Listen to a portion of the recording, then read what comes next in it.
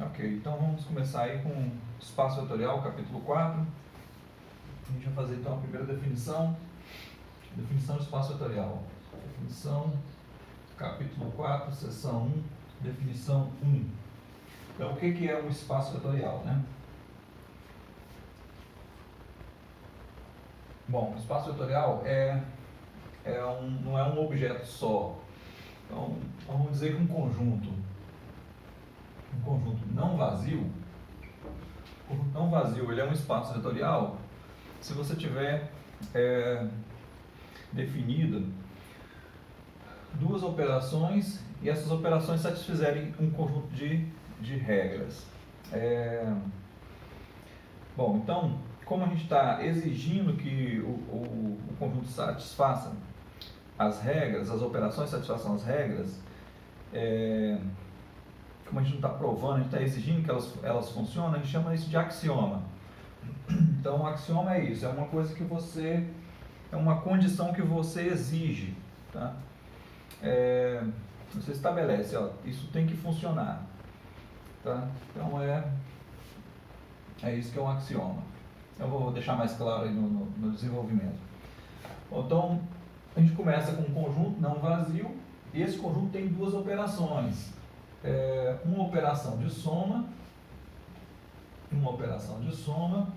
a gente está usando ali soma com a bolinha, só para diferenciar da operação de soma de números reais. Essa operação ela é interna, ela pega um par de vetores e associa a um vetor. Então, pega U e V e associa a U mais V. Então, um conjunto que nós fizemos,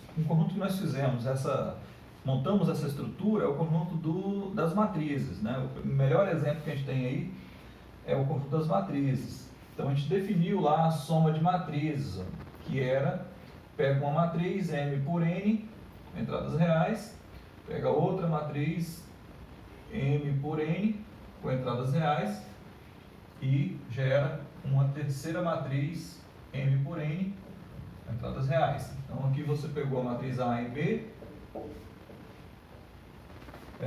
e gerou a matriz A mais B. Ok. Então, essa operação a gente tinha definido uma operação parecida com essa. A segunda operação no espaço vetorial é a operação de produto por escalar. Essa operação ela não é interna, ela pega um elemento fora do conjunto. Você pega um elemento real, né? Aqui, o que a gente precisa aqui é de um corpo. Então, na verdade, nesse texto eu estou adotando esse corpo como o corpo dos reais. Então, a gente trabalha nesse ambiente fixo aí. Então, a gente trabalha com o corpo dos reais e um elemento do espaço vetorial e gera um elemento do espaço vetorial. Então, você pega um elemento externo, lambda, e pega um elemento interno do conjunto e associa a lambda U. Tá? A gente fez isso aqui também para matrizes. A gente definiu uma operação de produto por escalar, R cartesiano, matrizes M por N, entradas reais, gera uma matriz M por N, entradas reais. Então, pegou aqui lambda A e gerou a matriz lambda ponto bola A. A diferença que a gente tem, vamos comparar essas duas abordagens aí. A gente definiu aqui também uma operação de produto de matrizes, que ia das matrizes M por N, com entradas reais, eu vou usar P aqui, M por P, cartesiano, matrizes M, P por N, entradas reais, e levamos numa matriz M por N, com entradas reais. Né? Então, pegou aqui A, P, e associou a A ponto B, ou AB. Tá? Então, a gente definiu isso também. Ok, mas para estrutura de espaço vetorial, a gente está exigindo essas duas coisas apenas. A gente precisa de duas operações. Para chamar de espaço vetorial, a gente precisa dessas duas operações, uma interna e outra externa aí, né? Ok. Então a gente fez o que? A gente definiu as operações lá em matrizes e a gente provou que essas operações tinham propriedades. Por exemplo, as operações eram associativas, né? Comutativa, associativa. Essa também era associativa. Essa não era comutativa, mas ela era associativa também. Então, um espaço vetorial é um conjunto com duas operações desse formato, que satisfazem 8 axiomas. A1, que é da adição, U mais V é igual a V mais U, isso é a comutatividade, né? A2, U mais V mais W pode ser associado de duas formas. É U mais V mais W. Associatividade. Terceira propriedade, existência do elemento neutro. A3. Existe um elemento que é neutro, então a gente vai chamar de zero. Poderia dar um outro nome. Existe ou eu estou usando U e V e W aqui, existe um U zero, pode botar um outro símbolo, né? Poderia colocar um outro símbolo. Existe um elemento lá que é o elemento neutro, mas no final nós vamos usar o mesmo símbolo que eu uso para o zero dos números reais. Aqui, por exemplo, eu estou usando um sinal diferente para a operação, né? Estou usando um sinal de mais com uma bolinha para a operação de adição. Só que, no fim das contas, a gente vai abandonar essa notação diferente. Isso é só para dar um choque inicial aí. A gente vai usar um símbolo de mais. Então, você faz uma sobrecarga de operador. Você tem um operador ali que você vai usar para várias coisas. Tá? Então, a mesma coisa a gente vai fazer aqui. Existe um elemento que satisfaz tal coisa. Eu vou chamar de... chama de E. Vou chamar de E. Existe um elemento que satisfaz o quê? Tal que U mais E é igual o próprio U. Às vezes a gente coloca assim, é igual a E mais U, que comuta com U, só que ele já comuta com todo mundo, então aqui não precisa disso. U mais E é igual a U. Para quem? Para quem isso funciona? Para todo U em E. Tá? Então ele é o neutro da operação. Bom, a gente já usava o símbolo zero para neutro dos reais, né? Então, nos reais, o neutro lá dos reais a gente chamava de zero. Então vamos chamar de zero aqui também. Tá? Não é o mesmo elemento. Como a gente viu aqui em matrizes, por exemplo, a matriz 2 por 2. A igual 0, 0, 0, 0. Tudo zero, a gente chamou essa matriz de zero. Mas não é o zero, é uma matriz. Então não é o mesmo elemento, não é o mesmo zero dos reais. Mas a gente vai chamar de zero também. Então a gente já vai começar chamando ele de zero. Então existe um elemento zero, existe o zero. Mas a gente está querendo dizer que existe o elemento neutro para todo U em E. Então é isso que a gente está escrevendo aí. Vamos escrever um zero maior aqui. Existe um zero que quando eu somo com U, dá o próprio U. Às vezes alguns autores colocam uma barrinha aqui, ó. Eu não vou usar a barrinha não, vou usar o zero já sem nada. Vamos só pensar um pouquinho aqui, eu preciso dessas informações. Tá, eu vou fazer um paralelo aqui. antes de apagar essa parte aí para poder continuar com os axiomas. É o seguinte, o que a gente fez aqui? A gente definiu o conjunto, né? Dissemos quem é o conjunto, N, entradas reais, esse aqui é o conjunto de matrizes, tal. Nós definimos o conjunto, definimos duas operações, a operação de soma e de produto por escalar, e aí a gente provou as propriedades. Olha. Então essa operação, ela satisfazia as 4 propriedades, está faltando uma aqui ainda. Ela satisfaz as 4 propriedades, essa operação sozinha satisfaz as 4 propriedades. E nós provamos isso. Né? Aqui a abordagem é diferente. Aqui nós vamos dizer o seguinte, ó, qualquer conjunto que tenha duas operações definidas. Né? Então, se você inventa um conjunto, inventa as duas operações, e essas operações ainda satisfazem todas as propriedades, então nós vamos chamar isso aí de espaço vetorial. Tá? Então a abordagem é diferente nesse sentido. Aqui a gente construiu o conjunto. Então isso aqui é meramente um exemplo de espaço vetorial. Aqui nós vamos fazer o seguinte,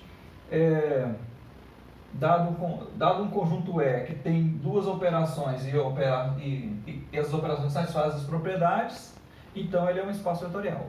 Então a gente não está provando porque a gente está definindo. Agora, na hora que a gente quiser mostrar que algum conjunto é um espaço vetorial, a gente vai ter que provar. Tá? No caso do conjunto das matrizes, nós não vamos precisar de provar, porque a gente já provou. Mesmo sem saber que era espaço vetorial. A gente provou tudo lá no começo.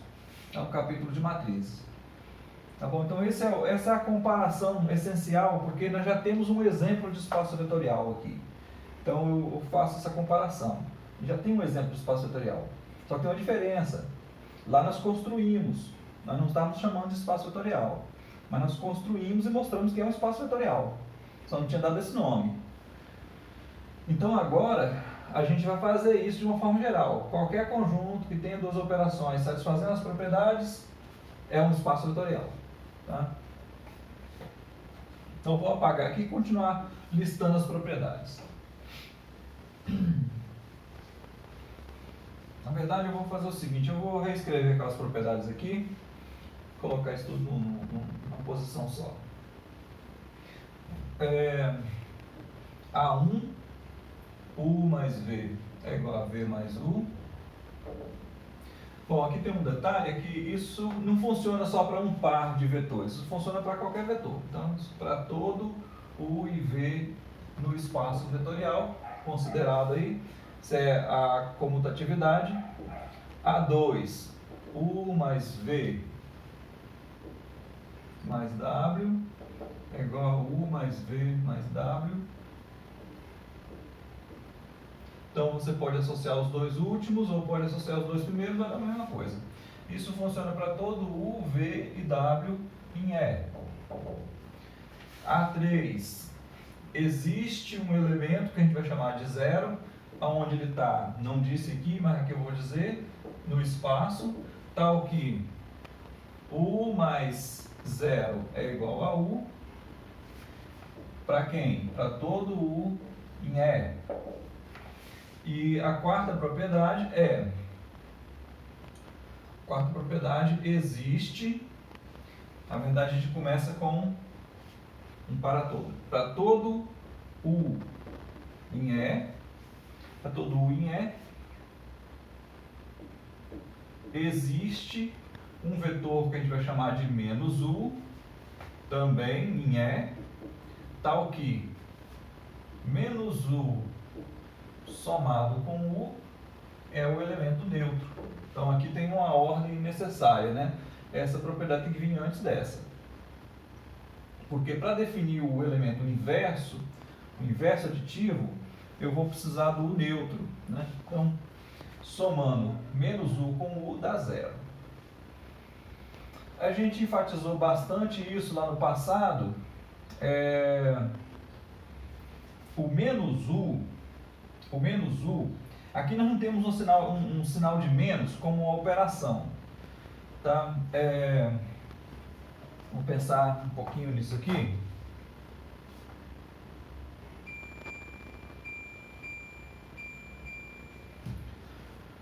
Vamos pensar um pouco nisso aqui, assim, ó. Bom, eu tenho um elemento e quando eu somo com o outro dá zero. Esse cara aqui, esse V, né, o V não tem nenhuma associação. A letra V não me lembra nada a letra U. Né? Então, ao invés de usar o V, eu quero usar alguma coisa relacionada com U. Então, vamos colocar o seguinte, ó. O U somado com U barra, vou botar uma barrinha, né? Então, o símbolo U barra é só um símbolo para o elemento que quando soma com U dá zero. Tá? É um outro símbolo, né? Não é o próprio U, é um outro símbolo, mas ele precisa se referir ao símbolo U. Então, uma maneira seria botar uma barra, outra maneira é colocar o que vai ser no futuro, que é o menos U. Quando a gente definir a operação de subtração, o que é U menos V? Quando eu definir isso, a gente não definiu ainda, a gente definiu a soma. A gente só tem uma operação que é a soma. Operação de soma, produto por escalar. A gente não tem operação de subtração de vetores ali. Quando a gente definir isso, aí sim, menos U vai ter um significado de 0 menos U, por exemplo.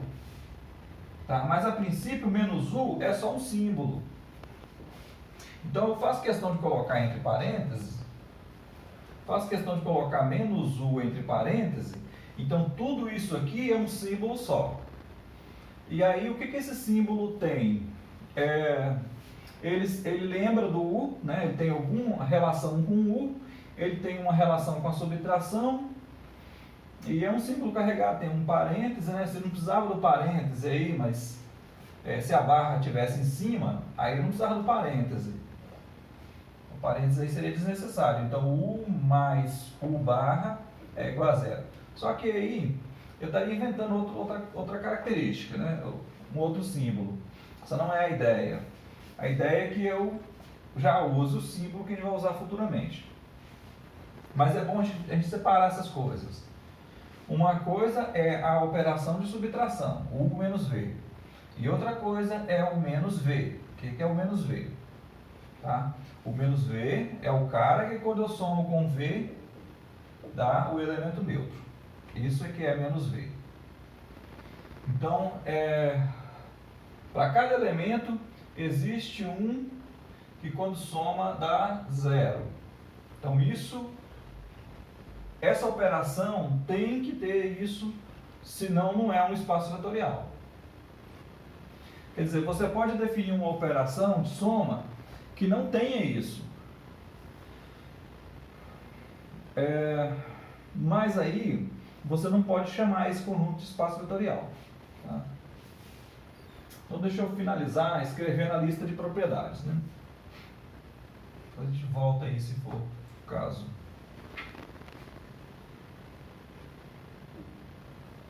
Então, agora passa as propriedades da multiplicação por escalar. Então, M1, primeira propriedade.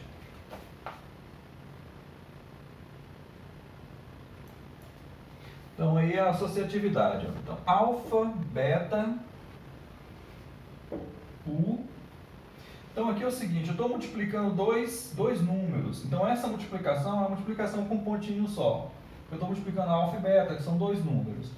Depois que eu multiplico dois números, eu obtenho um número. Então, para multiplicar com vetor, é a multiplicação por escalar, que é a bolinha com o ponto. Bom, isso tem que dar igual a alfa beta U. Então, tem que dar a mesma coisa que você multiplicar o vetor por beta e depois pegar o resultado e multiplicar por alfa, que é alfa.bola, beta.bola U. Agora, depois que você multiplica beta vezes U, isso aqui dá um vetor. E aí você tem alfa vezes o vetor. Então, a multiplicação aqui é U ponto com bola. Só aqui que é multiplicação normal de número. A multiplicação comum aí que a gente já conhecia. Então, essa é M1. M2 e M3, elas são a distributiva.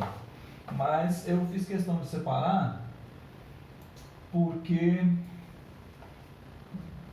a gente tem duas operações envolvidas. A operação de multiplicação, acho que tem uma coisa escrita errada ali. Tem uma coisa escrita errada, falta um símbolo ali. Falta um símbolo aqui, tá? Se vocês estiverem acompanhando, eu não mandei o texto novo aí. Deixa eu enviar para vocês pelo WhatsApp o texto novo.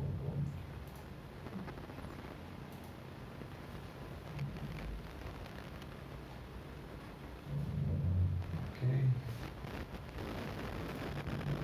Está entrando no WhatsApp ainda. Deixa. Ok. Álgebra. Documento.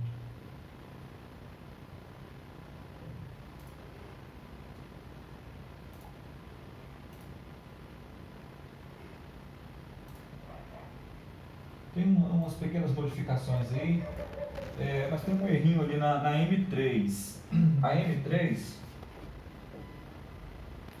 então a M3 está escrito alfa, garrado aqui, eu acho que é alfa ponto bola U mais V, certo? É isso. E a M2 é alfa mais beta,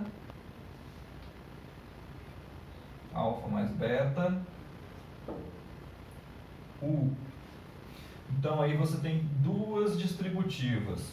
Essa primeira distributiva aqui é em relação à soma de números. Então é a distributiva do produto por escalar em relação à soma de números. Então esse é o nome dela, né? Deixa eu ver se eu escrevi dessa forma aí, ó. Distributiva do produto por escalar, tá vendo? A distributiva é do produto por escalar, nos dois casos. Em relação à soma de números reais. Tá vendo? Então, eu estou distribuindo em relação a essa operação de soma. E aqui eu estou distribuindo em relação a essa operação de soma, que é a soma de vetores. Então, é uma sutilezazinha aí. Mas as duas são distributivas. Então, isso vai dar alfa vezes U mais beta vezes U. Tem um parêntese na M2, olha. Tem um parêntese aqui, ó. Por que o parêntese? Por que o parêntese? Porque eu poderia correr o risco de pensar que eu estava somando isso, aí eu não posso somar isso. U somado com beta. Na versão anterior nem tinha o parêntese, eu resolvi colocar o parêntese para evitar essa confusão. Você tem uma sequência de operações. Quem é que está sendo operado primeiro? Comecei de trás para frente, de frente para trás? Usou o produto primeiro, depois a soma? Né?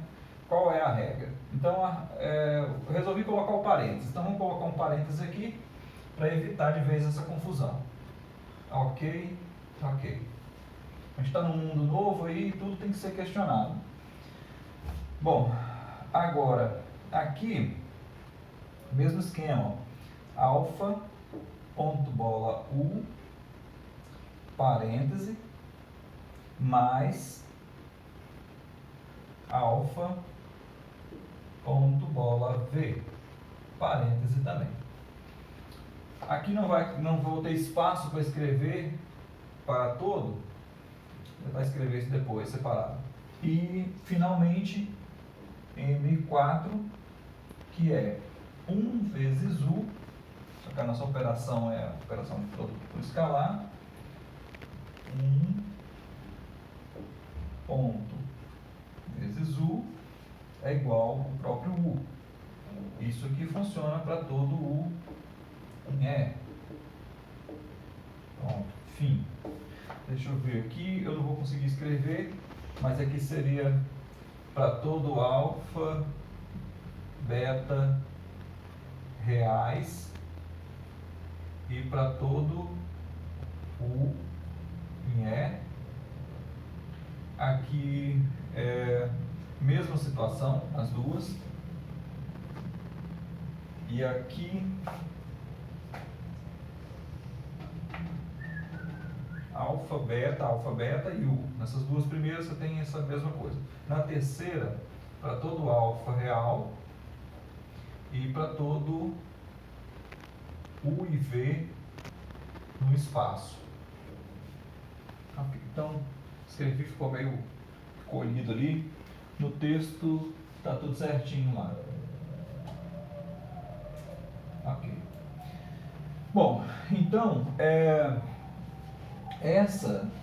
esse quadro todo aí está dizendo, já vamos tirar isso aqui porque está repetido, que eu vou dizer isso com mais tranquilidade. Bom, essa definição está dizendo o seguinte: se um conjunto é não vazio, tem duas operações desse jeito, e essas operações satisfazem essas 8 propriedades aqui, então esse conjunto é um espaço vetorial.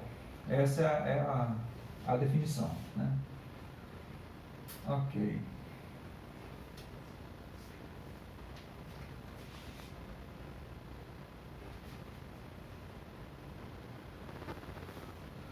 Certo.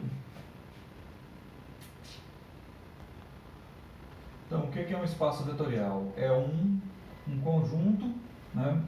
É um conjunto de elementos com uma operação, com outra operação, com um corpo, que nós estamos usando corpos reais.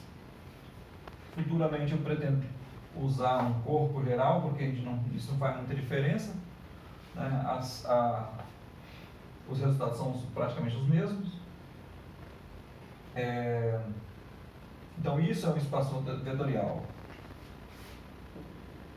Para não assustar, deixa assim mesmo.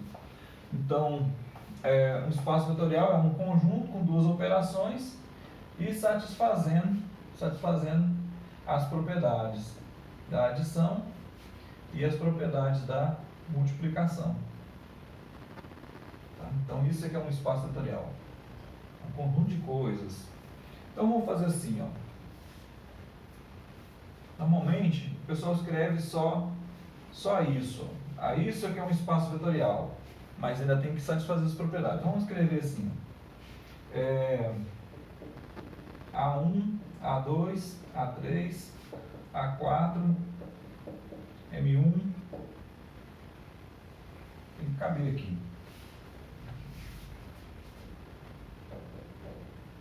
Soma, produto, corpo, propriedades. A1, A2, A3, A4, M1, M2, M3, M4. Então isso é um espaço vetorial. Tá vendo? É uma definição bem longa, né? O que é um espaço vetorial? É um conjunto com duas operações, um corpo auxiliar e 8 propriedades. Alguns textos dizem que são 6 propriedades, é porque agrupam, né? Aqui você tem uma propriedade só, aqui você tem uma só, não lembro onde é que é o outro agrupamento.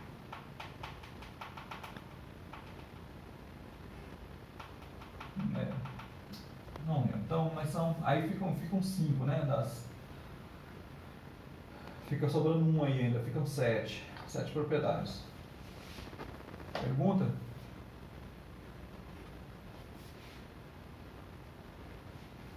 É a hora da pergunta. Que aí a gente passa agora para uma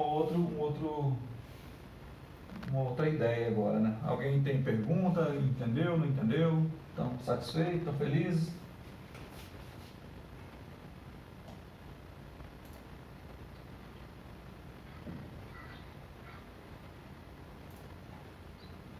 Estou ouvindo um som aí.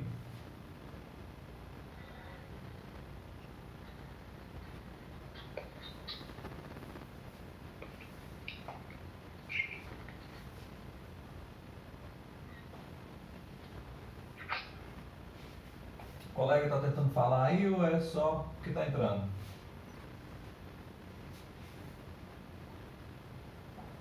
Ok, então vamos passar para frente, né? Sem perguntas.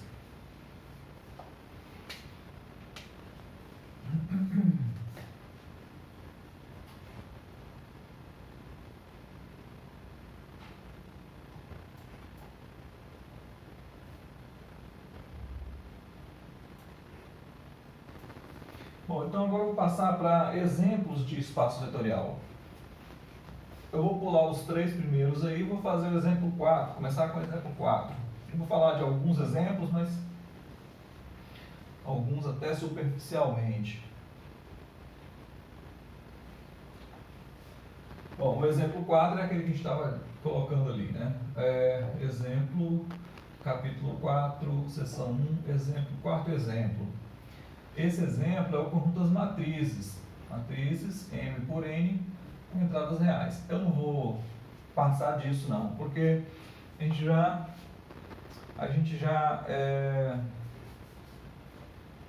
já provou as propriedades lá na seção de matrizes. Então, esse é o primeiro exemplo aí de destaque, né? É o exemplo básico de espaço vetorial.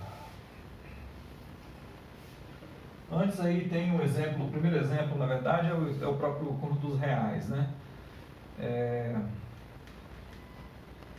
Mas não deixa muito conjuntos reais, primeiro exemplo. Operação de soma, operação de produto e um corpo que você usa que é o dos reais, né? O próprio corpo dos reais. Esse é o primeiro exemplo, na verdade.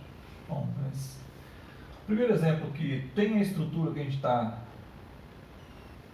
pensando aqui, onde uma operação é interna e a outra é externa, é esse conjunto.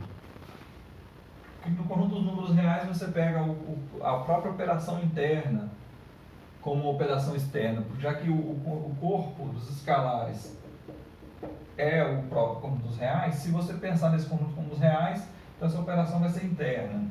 Então não dá aquele efeito aí de entender o que está acontecendo. O primeiro exemplo é o 4, o outro é o 5. Esse exemplo 5 ele é bem interessante. Vou colocar aqui exemplo 5.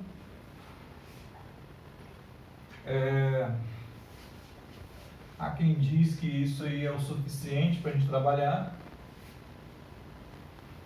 Então ele tem uma grande relevância.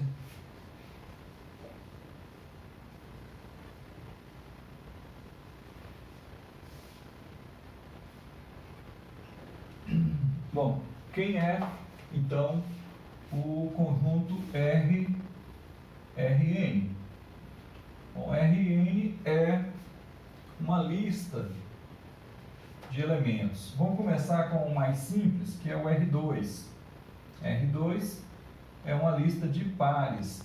Eu vou escrever assim, ó, x, y, tá? Par xy, mas eu vou tirar xy, eu vou colocar, são 2 números? São, então chama de x1, x2. Os pares são os pares de números, nessa ordem, tais que x1 e x2 são números reais. São pares de números reais. Esse é o R2. Que também a gente viu como que isso é exatamente R cartesiano R. A gente definiu o cartesiano de conjuntos e a gente definiu o R2. Então esse é o R2. O R3 é o que? São três elementos. R3 é x1, x2, x3, mas normalmente a gente escreve XYZ, tais que x1, x2 e x3 são números reais. Só isso. O R, cartesiano R, cartesiano R. A gente escreve assim,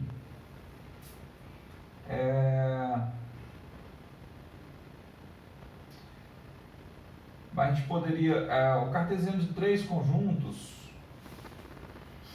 que temos que pensar um pouquinho. O cartesiano de 3 conjuntos está definido. a gente definiu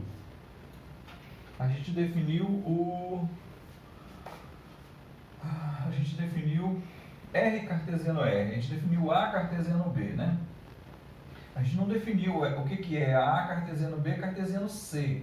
Os elementos, quer dizer, você poderia falar, então vamos botar um parênteses. Aí os elementos daqui seriam elementos assim, ó, x, y, são elementos do A cartesiano B.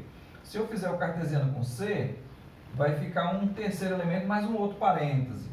Isso é diferente, a princípio, de x, y, z, que não tem parêntese no meio, tá vendo? Mas, essencialmente, essas coisas são iguais. Então, tem uma certa confusão aqui.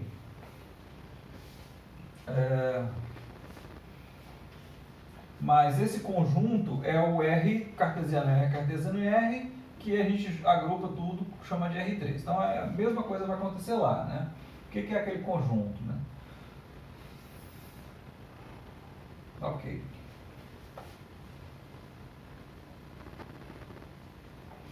É porque o embasamento que a gente fez antes não é suficiente para responder essa pergunta. A gente meio que está redefinindo aqui, mas é uma coisa que lembra o cartesiano, né? Mas não é o cartesiano. As coisas são um pouquinho diferentes. Enfim. Ok, então o Rn é o quê? O Rn é uma lista de n elementos. Então, x1, x2, xn, tais que esses elementos são números reais. x1, x2, xn são números reais. Então, isso que é o Rn, é esse conjunto aí. Bom, esse é o conjunto. Agora, para falar que isso aí é um espaço vetorial, a gente precisa acrescentar operações. Bom, vamos fazer, antes de falar das operações, eu vou comparar isso com um outro conjunto que a gente já conhece. Se você pensar nesse conjunto aqui, ó, conjunto das matrizes com dimensão 1 por n, conjunto das matrizes com dimensão 1 por n com entradas reais, quem são os elementos desse conjunto? Os elementos desse conjunto são esses elementos aqui, ó, x1, x2, xn. Tem uma semelhança muito grande com esse cara aqui, ó, x1, x2, xn. Tá vendo? Esses elementos são essencialmente os mesmos. Quer dizer, você pode trabalhar com uma lista de n números assim, separado por vírgula, ou pode trabalhar com uma matriz de números. Não faz muita diferença. É claro que na hora de você fazer operações, aqui você tem uma operação definida, o conjunto das matrizes, né? Tem 3 operações definidas aqui. Agora, aqui você não tem ainda. Mas se a gente vai tentar transformar isso no espaço vetorial, isso aqui é um espaço vetorial. Qualquer dimensão m por n é um espaço vetorial. Então, se você vai pensar em transformar isso no espaço vetorial, acho que a gente vai seguir a receita que a gente fez aqui. Então, como é que eu somava duas matrizes aqui? Eu somava os elementos diretamente. Como é que eu multiplicava uma matriz por um número? Eu multiplicava cada entrada por um número. Então, eu vou fazer a mesma coisa ali. Então, como é que eu somo duas listas? x1, agora eu vou parar de colocar x2 e colocar x1, xn. Ó. x1, xn mais y1, yn. Como é que eu somo isso? A definição dessa operação é soma direto dos elementos correspondentes. x1 mais y1, xn mais yn. Assim que soma. Como é que eu multiplico? Como é que eu multiplico por um escalar? Lambda vezes x1 até xn. Simples, multiplica cada elemento por lambda. Lambda x1, lambda xn. Multiplica todos eles por... Multiplica cada elemento por lambda. Bom, então essa é uma comparação com o conjunto das matrizes. Outra comparação interessante do conjunto Rn com o conjunto de matrizes é o seguinte exemplo.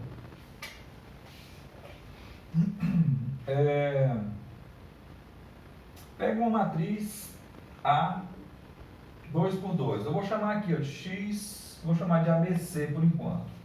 A, B, C e D. Se eu escrever assim, uma lista A, B, C e D, aqui e aqui nós temos as mesmas características, só estão postas em posições diferentes. Então, essencialmente, esses dois elementos são o mesmo.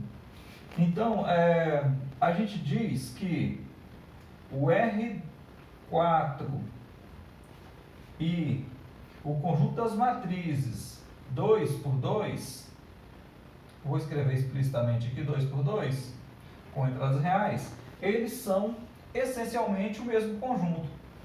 Quando eu digo essencialmente, é porque você consegue uma objeção.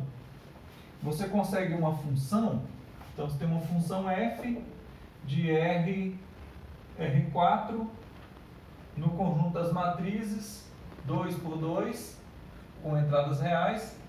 Então, eu vou fazer isso de uma forma mais geral. Rm vezes n e aqui mn. Você consegue uma função que é uma objeção. Ela pega cada elemento aqui e associa um elemento aqui. De modo que você não deixa sobrar elementos desse lado e não repita elementos. Se a imagem, se o f de A, como aqui a gente está no Rn, se f de U é igual a f de V, então U tem que ser igual a V. Essa função é bijetora. E não sobra ninguém aqui sem ser coberto. Como é que essa função funciona? Ela funciona assim, ó.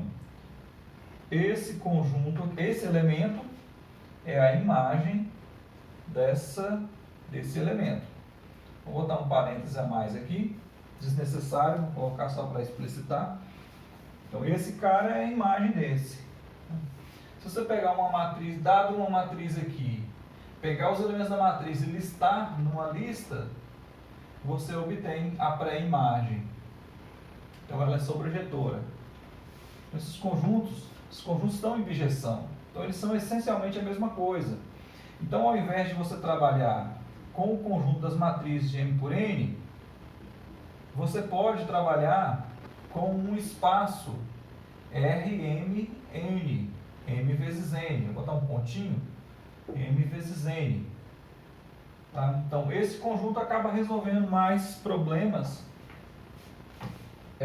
acaba resolvendo todos os problemas. Então, por isso ele é importante. O Rn é importante por isso. É uma generalização. Quer dizer, o Rn é um espaço vetorial, o conjunto das matrizes M por N é um espaço vetorial. Qual a diferença entre eles? Nenhuma. Você pode pensar aí que tem diferença. Não, tem diferença sim. Mas essencialmente eles são a mesma coisa. Você vai fazer as mesmas contas, só que em lugares diferentes. Então é a mesma coisa. Então aquele conjunto resolve o problema.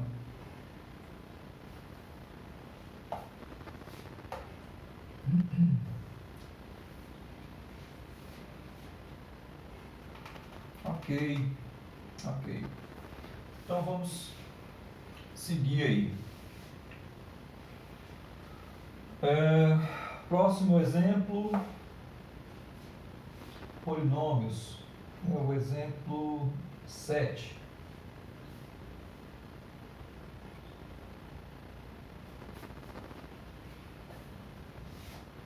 Pulei o exemplo 6 e vou para o exemplo 7. Adiantar um pouquinho. Então, são os polinômios. Esse exemplo é um caso particular de um outro exemplo, que é o exemplo das funções Deixa eu ver se ele está vindo na sequência. Polinômios, aí tem um exemplo intermediário, que é o 8, que é só polinômios de complexos, e depois vem o exemplo 9. Então, vamos pensar nesses dois exemplos juntos. Exemplo 4, 1, 9. Então, aqui eu estou com um exemplo dos polinômios. Polinômios com entradas reais, coeficientes reais. E aqui eu estou com as funções reais. Então, quem são esses dois conjuntos, né? Bom,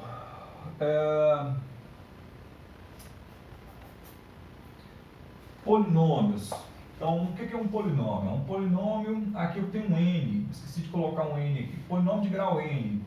Polinômio de grau n é uma coisa assim, ó, A0 mais A1x mais reticência AN x elevado a n. Então, eu tenho aqui, ó, A0, x elevado a 0, não apareceu aqui.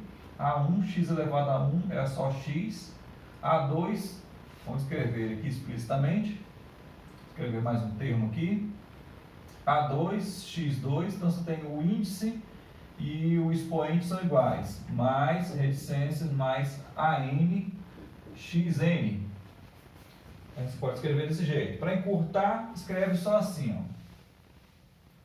A0 mais reticências mais AN xn. Tá? Então, isso é um polinômio de grau n. O que é uma... Quais são os elementos daqui? Os elementos daqui são funções de R em R. Bom, esse exemplo, talvez daria para fazer um exemplo mais geral do que esse. Então, vamos pensar aqui um pouquinho. 4, 1, 9, tá uma barrinha aqui, tá uma linha que é comum, né, que a gente usa para diferenciar aí. Um exemplo que seria interessante é começar com um domínio não vazio e se perguntar se esse conjunto aqui, ó, funções com domínio A, obviamente o conjunto B também tem que ser não vazio, são as funções de A em B, para a gente se perguntar se esse conjunto é um espaço vetorial também, tá? É uma pergunta aí cabível. Esse conjunto é um espaço vetorial?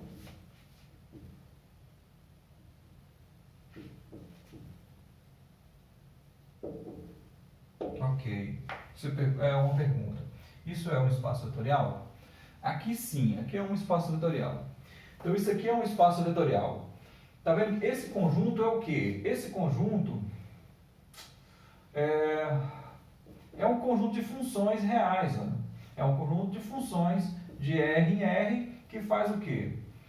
Que pega o x e associa a 0 mais reticências mais a n x elevado a n. É isso que ele faz. O que nós temos aqui? Nós temos uma função com toda liberdade. Uma função real. Ela vai pegar uma variável real e associar um número real.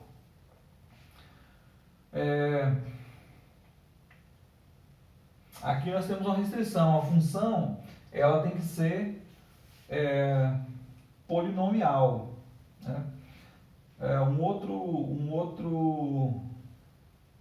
outro espaço com que eu poderia comparar com esse aqui e perguntar se é ou não, vou chamar de S de R, conjunto das funções. Essa função aqui, ela tem uma escrita assim. Vamos usar K de 0 até N, de AK, XK. Então, essa função ela pode ser escrita assim. Um outro tipo de função interessante é esse tipo de função aqui, ó. K de 0 até o infinito. são as séries AK, XK.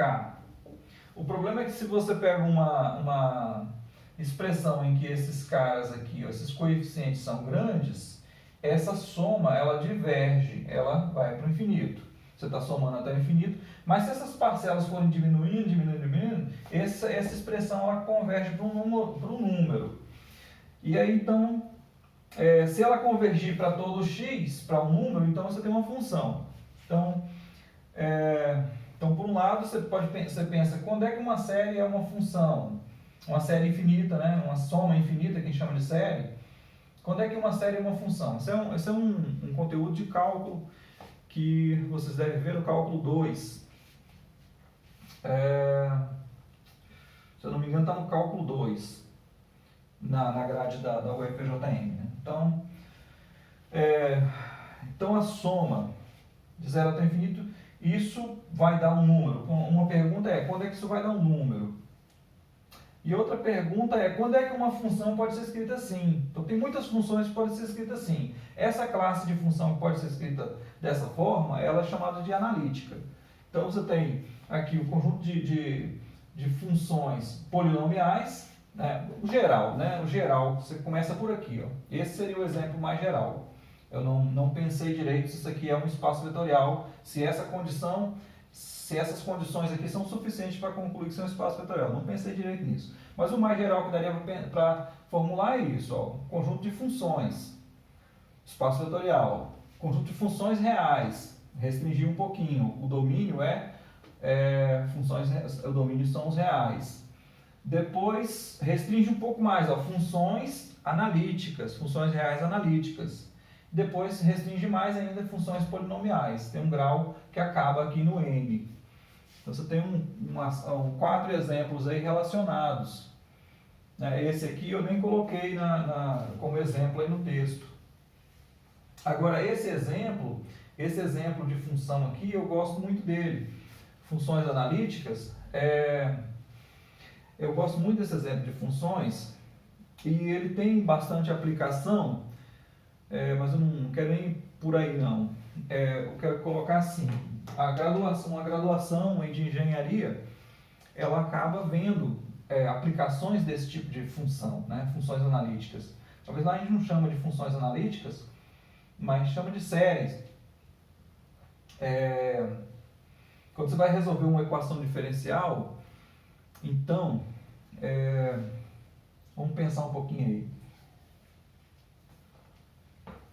Nós vimos um pouquinho desse gosto aí de usar esse tipo de função quando a gente fez uma interpolação polinomial. A gente está tentando resolver um problema e aí a gente usa um modelo para resolver esse problema.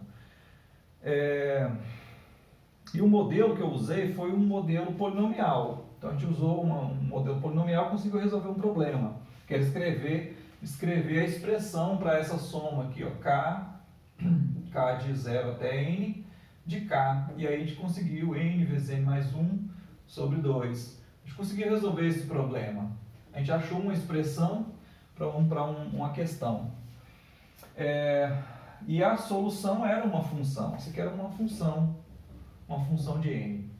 Aí quando você vai resolver equações diferenciais e quando você fala de fenômenos físicos, que a gente tem bastante interesse nessa área, né? A resposta para os problemas, a formulação do problema, ela se dá em termos de equações diferenciais. E a solução do problema é uma função. Só que o polinômio não dá conta de responder essas questões. Então, esse tipo de função, ele consegue resolver essas questões. Tá? Eu acho que tem alguns fenômenos que você não consegue responder com esse tipo de questão, quando, por exemplo, a função ela é descontínua. Aí você já cai para um outro mundo. Temos exemplos de aplicações práticas em que as funções são descontínuas. É impressionante como que isso acontece, mas existe. Quando você liga um dispositivo que tem uma placa de circuitos integrados, o que acontece nesses circuitos? Em cada ponto do circuito, qual é a corrente que passa ali? Qual é a tensão elétrica que está né, quando você dá aquele start, que você inicia o processo, qual é a tensão que passa em cada ponto daquele? Você precisa saber se você liga um computador, por exemplo, e aí um dos dispositivos recebe uma tensão muito alta, ele queima. Então, quando você liga algum dispositivo, é uma loucura ali dentro da placa. E aí, pelo que eu li em algum momento, essa é uma situação onde tem coisas descontínuas acontecendo, tá? Então, a flutuação ali de tensão, ela é descontínua, ela passa de negativo para positivo instantaneamente. Não consigo entender muito bem porquê, mas isso acontece ali. E aí então você tem uma função que o gráfico é uma coisa assim, ó, até um momento a função, aqui é o eixo x, né? Então aqui é o eixo y, aqui é o zero e aqui é o momento onde você resolveu ligar. Até um momento é negativo e depois desse momento é positivo. Então tem uma descontinuidade. Então, mas essas funções não conseguiriam escrever. Então você já tem uma situação onde aqui eu acredito que seja essa situação. Né? Você tem uma função descontínua, que ela tem um salto, né? Ela pula de um ponto para o outro, até que ela é um valor e aquela muda para outro valor. Essa função era descontínua e a gente não consegue expressar com uma função dessa. Só que isso representa um fenômeno físico. E aí? Aí tem como resolver também. Aí você tem que fazer uma transformação aí no problema. Tem umas transformadas que resolvem o problema. Bom, enfim, essa é a ideia aí.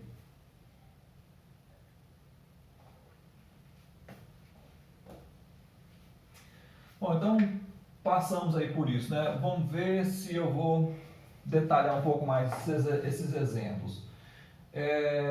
Sim, eu vou falar um pouquinho das operações. No exemplo 7 está feito aí, no exemplo 7 está feito, no exemplo 7 as operações. Mas eu vou fazer nesse exemplo aqui, porque a gente já começa a pensar se de fato esse exemplo é um espaço vetorial ou não. Então vamos começar a trabalhar no mais geral, para ver se esse cara é um espaço vetorial ou não. Então vamos pensar aí.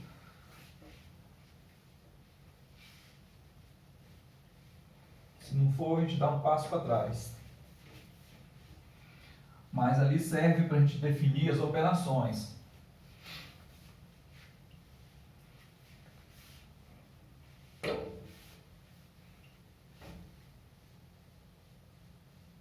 Vou até colocar aqui como exemplo 10. Seção 4, capítulo 4, seção 1 e exemplo 10. Vou colocar como exemplo 10. Na verdade, eu não posso colocar como exemplo 10, que já tem um exemplo 10 e é outra coisa. Então, vou colocar exemplo 9. Exemplo 9, linha. A e B não vazios, conjuntos não vazios, e F de A, B, o conjunto das funções de A em B, conjunto das funções de A em B. Eu podia acrescentar aqui tal que f é uma função. Só para a gente não aceitar que uma seta, essa notação é suficiente para representar, dizer que f é uma função, né? O que a gente tem que ter a mais? Acho que é suficiente. Essa notação é notação de função. Eu estou sendo redundante ali, escrevendo isso.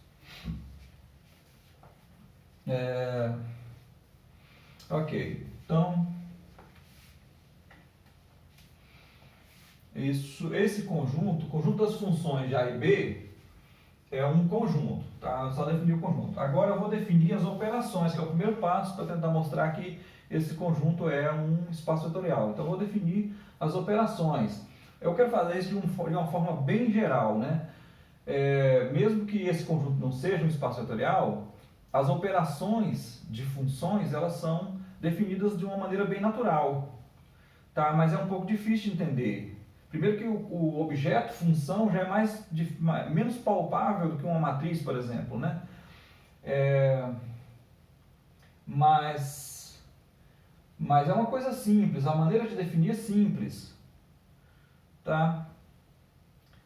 Só que talvez por isso seja difícil de entender. É simples, mas é abstrato. Então vamos focar um pouquinho nisso. Então como é que eu somaria duas funções? Então a soma, eu vou usar um símbolo de soma normal, tá? Só um mais. A soma é uma operação de f de AB cartesiano f de AB. Então pega um par de funções e tem como resultado uma função.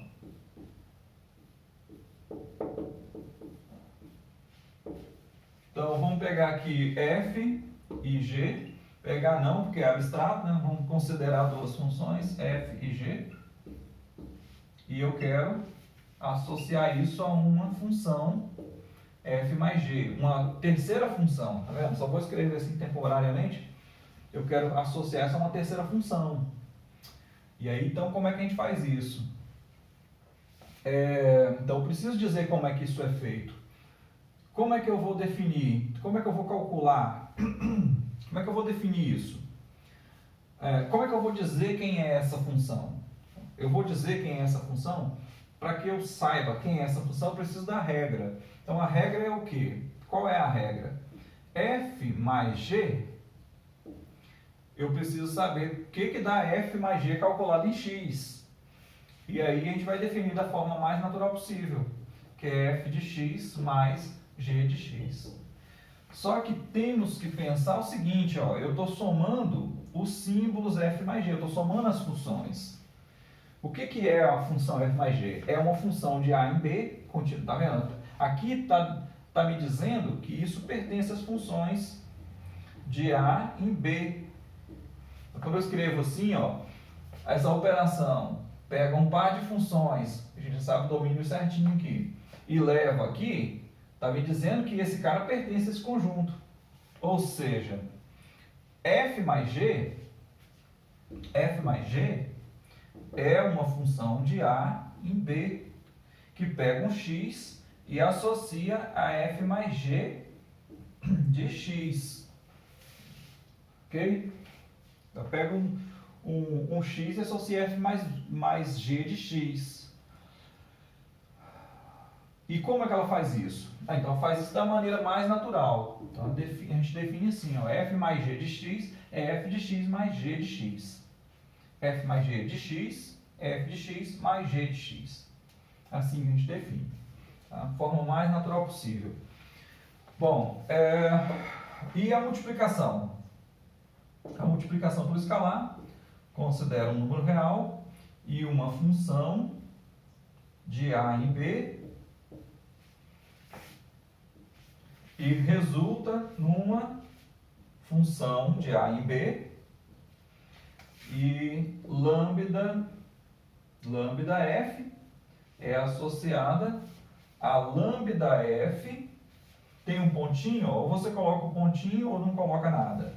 Lambda f, ok, sem parênteses. Lambda f é uma função de A em B. Então eu preciso dizer como é que lambda f funciona. Então lambda f aplicado em x é a maneira mais natural também, lambda vezes a f de x. Então essa é a maneira com que você define as operações. Tá bom? Tem alguma coisa que a gente fez parecido com isso? Ah, sim, no exemplo 7 de polinômios, que eu não falei aqui, mas está feito aí no texto.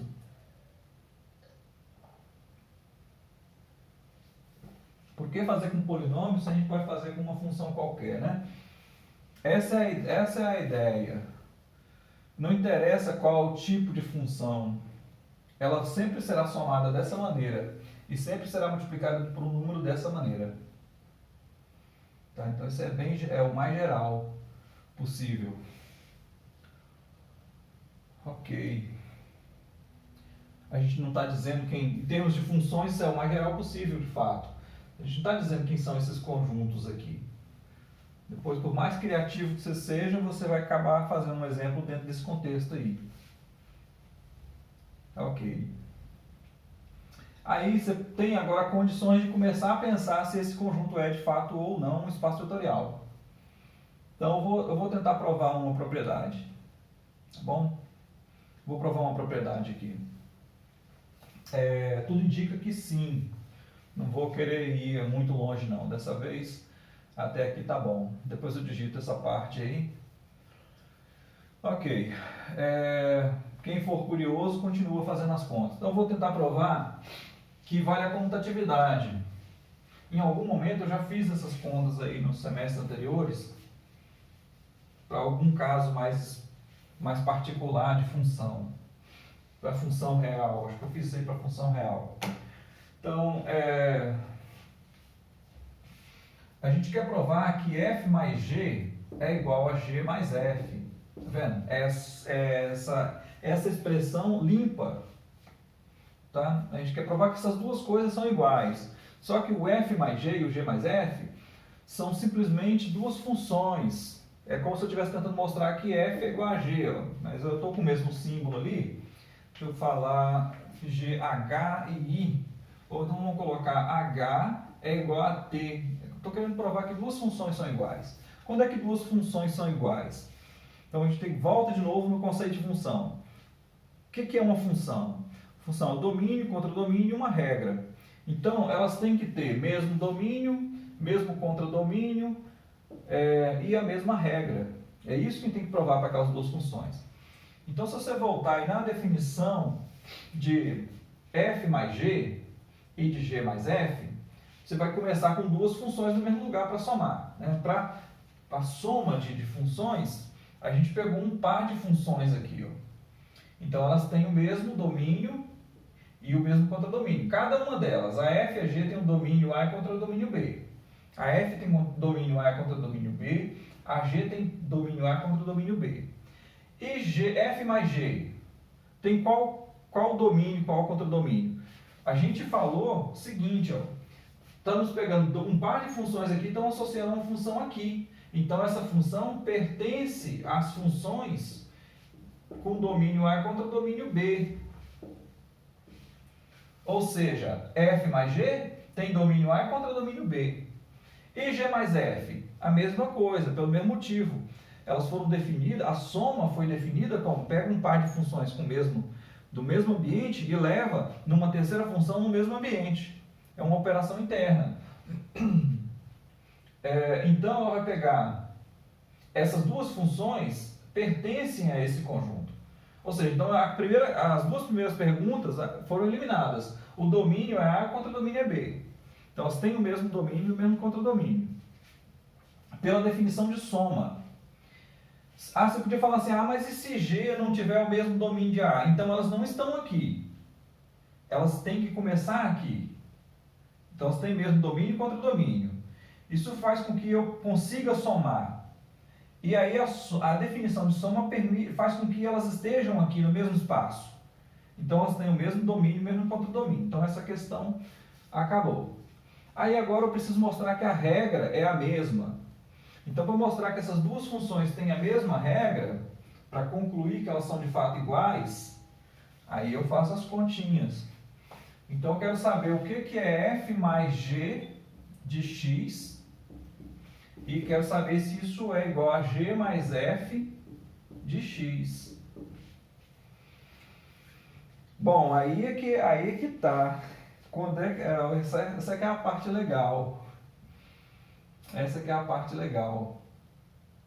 Então a gente já vai ter mais condições para definir o conjunto lá.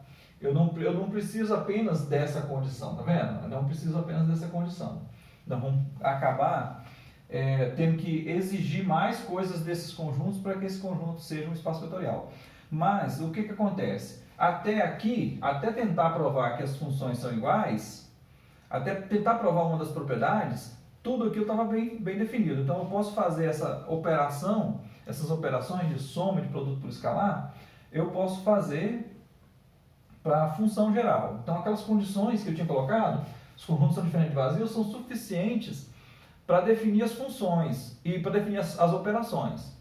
Agora aqui eu já vou precisar de mais coisas naqueles conjuntos. Então vamos trabalhar que a gente vai chegar lá. Bom,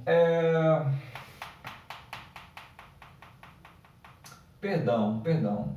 Eu tenho mais tem mais um problema que eu passei por cima dele e não observei. Que é o seguinte, na hora que eu defino a soma, e o produto, eu já precisava de mais informações nesses conjuntos aqui. Vamos lá. Quando eu fizer as contas ali, eu volto a falar disso. Então, olha só. F mais G de x é igual a G mais F de x? Então, vamos para a definição. F mais G de x foi definido como F de x mais G de x. O que eu disse que era a forma mais natural não está certo, porque nem sempre isso pode ser feito. Isso aqui é G de x mais F de x. Então, olha só, onde é que está F de x? F de x pertence a quem? Pertence a B. G de x pertence a quem? Pertence a B. G de x pertence a B. E F de x pertence a B. Tá bom? Então, olha a minha falha aí. Eu estou somando elementos de B. Eu estou somando dois elementos de B. Então, não basta que o B seja diferente de zero, de vazio. Não basta isso. Tem que ter uma operação de soma lá em B para eu falar da soma de funções. Então, B é não vazio com adição. Precisava disso, tá vendo? Para para definir as operações. Então, já filtramos aí. Inicialmente, eu posso definir esse conjunto para qualquer conjunto A e B. Mas depois, para falar da soma, para definir a operação de soma, eu preciso de uma operação de soma em B. Estou me perguntando quando é que a gente vai precisar de uma operação em A. Tá bom, vamos seguir. Então eu preciso de uma operação em B para poder começar a escrever isso aqui, para definir o que é a soma. F mais G, para definir F mais G de x, F de x mais G de x. Eu vou colocar um Bzinho aqui em cima, ó. Essa operação tem que ser o mais de onde? Essa é o mais de B. É a operação de soma lá de B. Lá do conjunto B. Ok. Agora, essas coisas são iguais? Sim. São iguais ou não? Não. Nem sempre elas são iguais. F de x e G de x mais G de x é igual a G de x mais F de x? Você está perguntando se B é comutativo. Se a operação de soma, você está perguntando se a soma em B é comutativa. Então, essa é a pergunta aí. Essa operação é comutativa? Então, para esse conjunto ser um espaço vetorial, isso era necessário. Então, esse conjunto aqui, ó, funções de R em R, passava por todas essas condições aqui. Ó. O contradomínio, que era B, tinha uma adição, e a adição desse contradomínio era comutativa. Você pode somar dois números, A mais B é igual a B mais A, para todo A e B em R. Então, passou por esse filtro. Aqui funciona. Isso aqui é espaço vetorial. Agora, precisa ser os reais aqui? Não. As condições são outras. Ó, tem que ter uma adição nesse conjunto e essa adição precisa ser comutativa. Já é uma condição para que a operação de soma aqui seja comutativa. Agora, se ela for comutativa, agora eu posso trocar a ordem. Isso aqui é verdade, e aí, consequentemente, isso é verdade. E aí, então, como o domínio contra o domínio são iguais, e esses dois caras são iguais, aí eu poderia concluir que F mais G é igual a G mais F. Então, isso é o fim da história. Então, para que essa propriedade valha, então, a gente precisa que o contradomínio, precisa de uma operação no contradomínio para poder definir a soma, e precisa que essa operação seja comutativa. Ou seja, a soma de funções, agora vale a pena usar um símbolo diferente, a soma de funções, não porque a gente já tinha um símbolo diferente aqui, não precisa não, bota só... A soma de funções é comutativa desde que a operação no contradomínio seja seja comutativa. Então, a soma de funções é comutativa se a operação no contradomínio for comutativa. Ou seja, a operação de soma de funções herdou a comutatividade da operação do contradomínio. Tá? Então, se eu não estou perdendo nada aí, a gente precisa só de uma operação só no contradomínio. Okay? Como eu tinha dito, eu não pensei muito nisso no geral, mas aí ficou legal agora. A gente vai construindo de fora para dentro, exigindo as condições conforme elas vão sendo